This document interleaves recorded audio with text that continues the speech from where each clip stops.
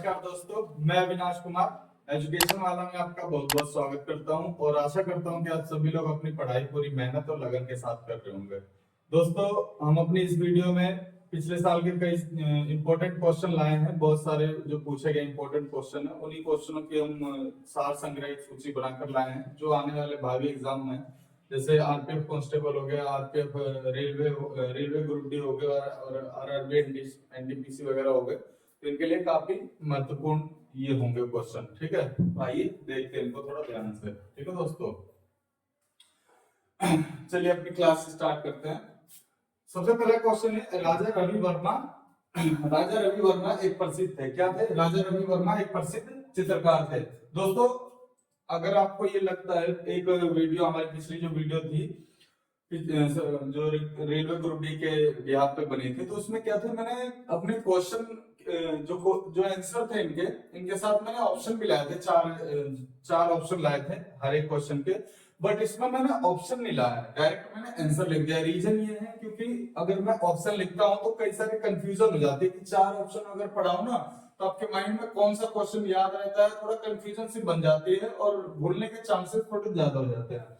लेकिन मैं नहीं चाहता कि मेरे किसी भी कराए गए क्वेश्चन को आप भूलें, इसलिए मैंने डायरेक्ट दोस्तों आंसर सीधा ले दिया है। ठीक है ना? अगर आप लोगों को चाहिए कि इन आंसरों के साथ मैं मल्टीपल जो चॉइस क्वेश्चन होते हैं एमसीक्यू की तरह चारों ऑप्शन लाऊं, तो आप लोग मेरे को कमेंट कर दीजिए। ठीक है दोस्तों, वैसे अभी फिलहाल मैं डायरेक्ट आंसर लाया हूं। ठीक है, क्वेश्चन है और उनके डायरेक्ट आंसर है जो पिछले साल पूछे गए हैं। ठीक है दोस्तों, उसके बाद देख लेते हैं। सबसे पहला क्वेश्चन हमने देखा है, राजा रवि वर्मा प्रसाद एक प्रसिद्ध थे, क्या थे? चित्रकार, एक बहुत प्रसिद्ध चित्रकार थे। ठीक है दोस्तों, उसके बाद देख लेते हैं, भारत का पहला उच्च न्यायालय कहाँ स्थापित किया गया था? ठीक है, भारत का पहला उच्च न्यायालय कहाँ स्थापित किया था? सुप्रीम कोर्ट नहीं पूछ रहा है, उच्च न्यायालय पूछ रहा है, कहाँ स्थापित किया गया था? ठीक है, तो कलकत्ता में। कहाँ पे? कलकत्ता में सबसे पहला भारत का उच्च न्यायालय स्थापित किया गया था। और एक सुप्रीम कोर्ट कहाँ है? नई दिल्ली में है। ठीक है, उसके बाद देख लेते हैं आरटीआई अधिनियम। ठीक है दोस्तों, आरटीआई अधिनियम कब लागू किया गया था? ठीक है, सूचना का अधिकार जो होता है, राइट टू इंफॉर्मेशन, ये कब लागू किया गया था? तो 2 अक्टूबर 2005 में। कब? अक्टूबर 2005 में इसको लागू किया था। ठीक है, उसके बाद देखते हैं पीएमएसएसवाई, प्रधानमंत्री स्वास्थ्य सुरक्षा योजना। ठीक है, प्रधानमंत्री स्वास्थ्य सुरक्षा योजना, ये पूछ रहा है किस वर्ष लागू किया गया था? ठीक है, तो सन 2003 में। ठीक है, कितने? 2003 में इसको लागू किया गया था। उसके बाद देख लेते हैं, अगला है अकबर कब सम्राट बना? ठीक है, मुगल सल्तनत से भी बहुत क्वेश्चन आ रहे हैं। ठीक है दोस्तों, तो स्टैटिक जी के बहुत जो है कि पॉइंट ऑफ व्यू से बहुत ज्यादा इंपॉर्टेंट रखता है। ठीक है, तो इसमें क्या क्वेश्चन पूछा है कि अकबर कब सम्राट बना? ठीक है, अकबर कब राजा बना? तो 1556 ईस्वी में। कब? 1556 ईस्वी में अकबर जो है सम्राट बना था। ठीक है दोस्तों, नेक्स्ट क्वेश्चन है, सबसे कम उम्र के नोबेल पुरस्कार पाने वाले व्यक्ति कौन है? ठीक है, सबसे कम उम्र में किसको नोबेल जो है पुरस्कार मिला था? तो कौन है? मलाला यूसुफजई। कौन है? मलाला यूसुफजई, जिनको सबसे कम उम्र में जो है नोबेल पुरस्कार उनको प्राप्त हुआ था। ठीक है दोस्तों, उसके बाद देख लेते हैं, नदी से पूछा कि गोदावरी नदी का उद्गम स्थल कहाँ है? ठीक है, तो गोदावरी नदी जो है उसका उद्गम स्थल कहाँ पे? जहां से वो नदी निकलती है दोस्तों, वो त्रिम्बकम की पहाड़ियां, जिसे ब्रह्मगिरी हिल्स भी कहते हैं, वहां से निकलती है। ठीक है ना, ब्रह्मगिरी हिल्स या त्रिम्बकम की पहाड़ियां वहां से निकलती है गोदावरी नदी। ठीक है दोस्तों, उसके बाद देख लेते हैं जून 2020 तक। ये देखो करंट का भी क्वेश्चन पूछा है। ठीक है दोस्तों, अगर आप लोगों को करंट की भी वीडियो चाहिए तो हमें कमेंट में जो है कमेंट करना, उसमें हम करंट की भी कई सारी 2024 और 2025 के अब तक के एक साल का पूरा करंट अफेयर का सारा हम जो है निचोड़ उसमें अपनी वीडियो में ला देंगे। ठीक है दोस्तों, करंट की बहुत ज्यादा वेटेज होती है। ठीक है, तो इसमें क्या पूछा है, जून 2020 तक यूनेस्को द्वारा कितने विश्व धरोहर स्थलों को संरक्षित किया गया था? ठीक है, 2020 तक पूछा है। तो ये क्या है, 1121। कितने हैं? 1121 विश्व धरोहर जो थे 2020 तक यूनेस्को ने अपनी जो है इंडेक्स में, सूची में शामिल कर लिया था। ठीक है, उसके बाद देख लेते हैं पर्यावरण, कितने पर्यावरण कार्यकर्ताओं को, ये भी दोस्तों है करंट का क्वेश्चन है, कितने पर्यावरण कार्यकर्ताओं को गोल्डमैन पर्यावरण अवार्ड मिला था? ठीक है ना, 2019 का अवार्ड मिला है, 2019 में मिला है। तो कितने पर्यावरण कार्यकर्ताओं को जो है 2019 का अवार्ड मिला है, गोल्डमैन पर्यावरण अवार्ड मिला है। तो कुल 6 कार्यकर्ता हैं जिन्हें 2019 का गोल्डमैन पर्यावरण अवार्ड मिला है। ठीक है दोस्तों, नेक्स्ट क्वेश्चन देख लेते हैं। गांधी सागर बांध किस राज्य में बनाया गया था? ठीक है, क्या पूछा है? गांधी सागर बांध किस राज्य में बनाया गया था? तो मध्य प्रदेश में बनाया गया था। ठीक है, गांधी सागर बांध मध्य प्रदेश में। ठीक है, उसके बाद देखें 1857 में, नेक्स्ट क्वेश्चन पूछा 1857 का जो विद्रोह हुआ था उसे अंग्रेजों ने पूरी तरह कब दबा दिया था? किस राज्य, कौन से सन में? तो 1857 में हुआ था और 2 साल बाद 1859 में इसको पूरी तरह अंग्रेजों ने दबा दिया था। ठीक है ना। नेक्स्ट क्वेश्चन पूछा है यूआरएल का पूर्ण रूप क्या है? ठीक है, देखो कंप्यूटर से पूछा है यूआरएल मतलब जब भी हम क्वेश्चन, जब भी अपने सर्च इंजन पे वेबसाइट कोई डालोगे तो उसके आगे देखना यूआरएल लिखा होगा। उसका पूर्ण रूप होता है यूनिफॉर्म रिसोर्स लोकेटर। ठीक है, क्या होता है? Uniform resource locator. ठीक है ना दोस्तों। उसके बाद नेक्स्ट क्वेश्चन है सरदार सरोवर बांध किस नदी पर बनाया गया है? ठीक है, तो सरदार सरोवर बांध जो है वो नर्मदा नदी पर बनाया गया है। ठीक है, किस नदी पर? नर्मदा नदी पर बनाया गया है। उसके बाद पूछा है भारत का सबसे बड़ा बॉक्साइट उत्पादक राज्य कौन सा है? सबसे बड़ा भारत का बॉक्साइट उत्पादक जो राज्य है वो कौन सा है? तो उड़ीसा भारत का सबसे बड़ा बॉक्साइट उत्पादक राज्य है। ठीक है दोस्तों। उसके बाद देख लेते हैं हेपेटाइटिस ए, साइंस से पूछा है हेपेटाइटिस ए किस कारण से होता है? ठीक है ना, हेपेटाइटिस ए जो है विषाणु यानी वायरस के कारण होता है। ठीक है दोस्तों। उसके बाद देख लेते हैं नेक्स्ट क्वेश्चन मानव शरीर में कौन सा अंग पित्त रस का उत्पादन करता है? तो मानव शरीर में जो पित्त रस का उत्पादन करता है वो है यकृत। ठीक है दोस्तों, यकृत जो है मानव में पित्त रस का उत्पादन करता है। उसके बाद पूछा है G-SAT-31 क्या है? G-SAT-31 एक डैश है। ठीक है ना। अब देख लेते हैं G-SAT-31 क्या है। तो G-SAT-31 एक दूर संचार उपग्रह है। ठीक है, क्या है? दूर संचार टेली कम्युनिकेशन सैटेलाइट है। ठीक है दोस्तों। उसके बाद देख लेते हैं नेक्स्ट क्वेश्चन है एमएस एक्सेल ऑफिस, कंप्यूटर से फिर से पूछ लिया। एमएस एक्सेल, एक्सेल जो है एक्सेल एमएस ऑफिस 2010 की वर्कबुक में जो वर्कशीट होती है डिफॉल्ट रूप में कितनी होती है ये पूछा है। तो इसमें डिफॉल्ट रूप में जो वर्कशीट होती है वो 3 वर्कशीट होती है डिफॉल्ट रूप में। आप देखोगे कभी भी एमएस एक्सेल जो खोलोगे तो नीचे देखोगे 1 2 3 ऐसे करके लिखा होगा, वही चीज पूछा है वर्कशीट कितनी होती है डिफॉल्ट रूप में। तो 3 वर्कशीट डिफॉल्ट रूप में प्रेजेंट हमेशा जो प्रेजेंट शो होती है। ठीक है।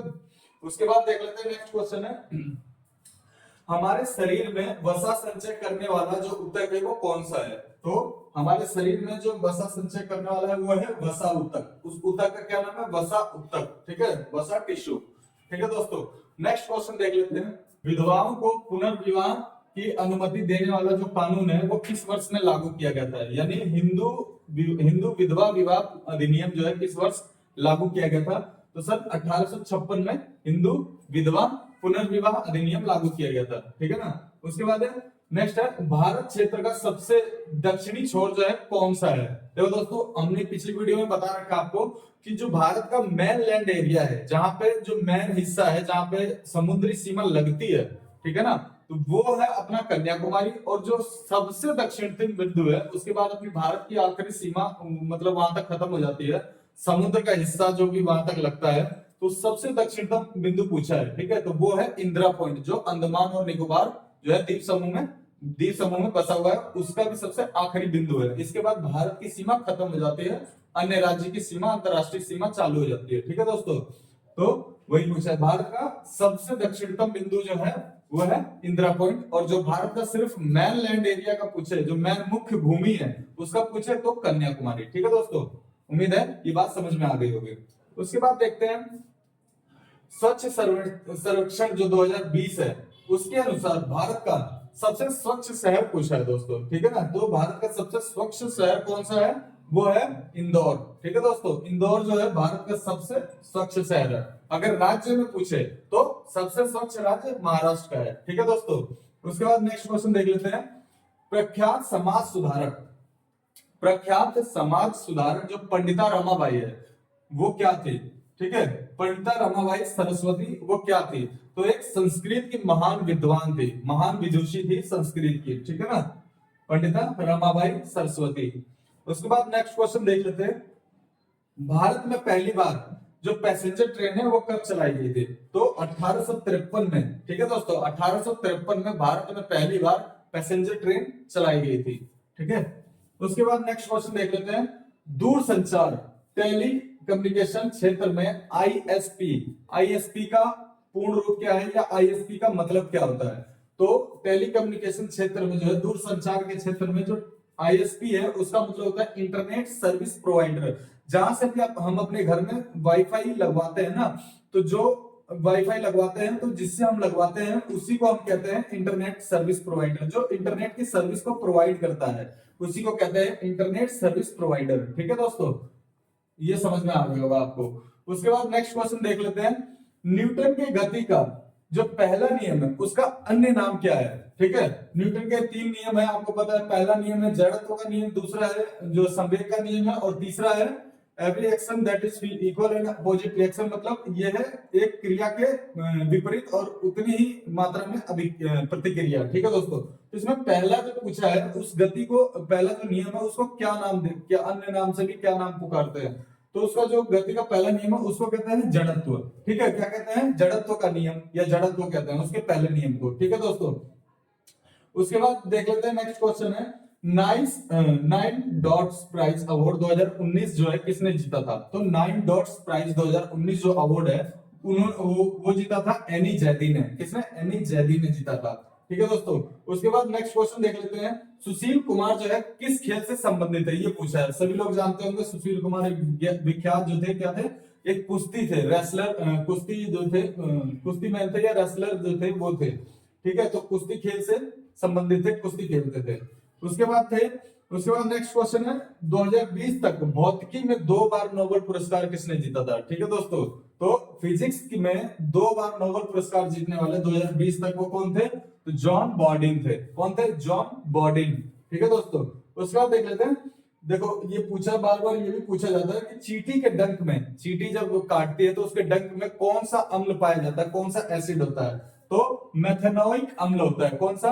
मेथेनोइक अम्ल होता है चींटी के डंक में। ठीक है दोस्तों, ठीक है दोस्तों, जैसा कि आपने देखा हमने अपनी क्लास में बहुत इंपॉर्टेंट क्वेश्चन लाए और आने वाले एग्जामों को मद्देनजर रखते हुए हम इन क्वेश्चनों को करा रहे हैं। ठीक है दोस्तों, अगर आप लोगों को ये चाहिए कि रीजनिंग के भी हम क्वेश्चन कराएं और मैथ के भी क्वेश्चन कराएं तो आप लोग हमें कमेंट में बता दीजिए। ठीक है, और किसी का भी अगर इससे रिलेटेड एग्जाम के प्रोसेस से रिलेटेड कि किस एग्जाम में कितने प्रोसेस होते हैं, कौन कौन से इसके स्टेप होते हैं, कौन कौन से एग्जाम होते हैं, क्या क्या है, अगर उन सब की चीजों के बारे में जानकारी चाहिए तो वो हमें आप जो है कमेंट में बता दीजिए। उस चीज को हमारी टेक्निकल टीम देखेगी और उसको जो है हम उसके ब्याह पे हम एक सेपरेट वीडियो बना देंगे। ठीक है ना, किसी भी चीज की अगर एग्जाम की, किसी भी एग्जाम की दोस्तों अगर जानकारी चाहिए, उसका सिलेक्शन प्रोसेस चाहिए, उसमें क्या होता है क्या नहीं होता है, ठीक है ना, उसके बारे में अगर जानकारी चाहिए तो आप हमें कमेंट में बता दीजिए। अभी बेसिकली देखो अभी जो है 2 एग्जाम चल रहे हैं। अभी जो मार्च में आने वाले हैं रेलवे जो है आरपीएफ कांस्टेबल के, और अभी जो फॉर्म चल रहे हैं करंट में, जो अब फॉर्म अप्लाई होने का जो प्रोसेस चल रहा है वो है रेलवे ग्रुप डी का। ठीक है दोस्तों, तो रेलवे ग्रुप डी से संबंधित जो भी अगर आपको चाहिए, वैसे तो मैंने बता रखा है अपनी पिछली वीडियो में। ठीक है, और भी कुछ इसके अलावा जानकारी चाहिए तो बता देना दोस्तों, और किसी का कुछ भी अगर सवाल है तो आप लोग हमें कमेंट कर सकते हैं। और इस वीडियो को आप लोग सब्सक्राइब कर लीजिए और शेयर कर दीजिए ज़्यादा से ज़्यादा लोगों को, और अगर अच्छी लगे तो लाइक भी कर दीजिए। ठीक है दोस्तों, और हमारी पूरी कोशिश रहेगी कि हम लोग अपने कंटेंट में सारे जो एग्जाम है उनको सारा जो है निचोड़ सार संग्रह ले आए अपने एग्जाम में, जितने भी क्वेश्चन आंसर आए हैं, और आने वाले जो एग्जाम है उसमें ज्यादा से ज्यादा जो है क्वेश्चंस हमारे इस क्लास से बने। ठीक है दोस्तों, हमारे यही प्रयास है और गारंटेड है, आप लोग यकीन मानिए, अगर आप लोग हमारे साथ जुड़े रहोगे हमारे क्लासेस के साथ, ठीक है, हमारे चैनल के साथ, तो यकीन मानो दोस्तों कि आपका समझ लो 90 प्लस जो क्वेश्चन है, 90 प्लस जो क्वेश्चन है जी, अभी फिलहाल जीएस की चल रही है, तो तो जीएस में 90% जो क्वेश्चन है वो हमारी क्लास से आ जाएंगे, ठीक है, हमारी क्लास से आ जाएंगे। बाकी 10% क्वेश्चन कौन से बचेंगे, जो करंट में चलते हैं, ठीक है दोस्तों, करंट में चलते हैं वही आ जाएंगे। और अगर आप लोग चाहते हैं कि हम लोग करंट की जितना भी है बना दे वीडियो, तो वो 10% भी नहीं बचेंगे, ठीक है दोस्तों, वो 10% भी नहीं बचेंगे जो है हमारी क्लास से जो बच सके। तो पूरा अगर आप लोगों को वीडियो चाहिए, सारी चीज चाहिए, जानकारी, तो आप लोग कमेंट कर दीजिए। और जैसा कि मैंने बताया, अगर इसके अलावा आपको मैथ या रीजनिंग की भी चाहिए क्लासेस, तो उसके लिए भी कमेंट कर दीजिए, ठीक है दोस्तों। पूरा एक एक चीज आपको बताया जाएगा, ठीक है। और इसके लिए हमने टेलीग्राम चैनल पे, अगर आपको और जानकारी चाहिए, पीडीएफ वगैरह चाहिए, तो टेलीग्राम ग्रुप जो है हमारा एजुकेशन वाला नाम से, उसमें जो है आप लोग को ऐड कर देंगे हम। इसके लिए आप लोग अपना जो है टेलीग्राम का जो मोबाइल नंबर है वो हमारे कमेंट में दे दीजिए अपना अपना, ठीक है। और हमारी टेक्निकल टीम जो है उसे ग्रुप में ऐड कर देगी आप लोगों को, ठीक है। और अधिक अगर जानकारी चाहिए आप लोग को, तो हमारा जो टेलीग्राम चैनल है एजुकेशन वाला नाम से, उसका लिंक हमने कमेंट जो डिस्क्रिप्शन में दे दिया है, उसको आप ज्वाइन कर लीजिए। वहां से आपको सारी पीडीएफ मिल जाएगी, प्रीवियस ईयर के क्वेश्चन आंसर मिल जाएंगे, ठीक है दोस्तों। और जो भी जानकारी चीजें हैं वो सारी जानकारी भी मिल जाएगी वहां से, ठीक है दोस्तों। आशा करता हूँ आप लोगों को ये क्लास अच्छी लगी होगी, ठीक है दोस्तों। और ज्यादा से ज्यादा इस क्लास को शेयर कर दीजिए, कमेंट कीजिए, ठीक है। अगर किसी भी चीज के बारे में जानकारी, ज्यादा से ज्यादा इस वीडियो को शेयर कीजिए। और कुछ भी जानकारी चाहिए तो कमेंट कीजिए। और अगर क्लास अच्छी लगे तो लाइक कीजिए, ठीक है दोस्तों।